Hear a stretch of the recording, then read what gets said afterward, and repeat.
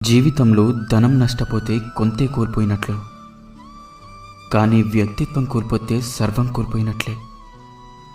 కోపంతో మాట్లాడితే గుణాన్ని కోల్పోతారు, అధికంగా మాట్లాడితే ప్రశాంతతని కోల్పోతారు, అనవసరంగా మాట్లాడితే అర్థాన్ని కోల్పోతారు, అహంకారంతో మాట్లాడితే ప్రేమను కోల్పోతారు, అబద్ధాలు మాట్లాడితే పేరును కోల్పోతారు, ఆలోచించి మాట్లాడితేనే ప్రత్యేకతతో జీవిస్తారు. భయపడకు. నువ్వు ఎన్నిసార్లు పరాజయం పొందినా ఆలోచించకు, దానిని లెక్క చేయకు. కాలం అనేది అనంతం. ముందుకు సాగిపో. నీ యొక్క ఆత్మశక్తిని మరలా కూడగట్టుకో.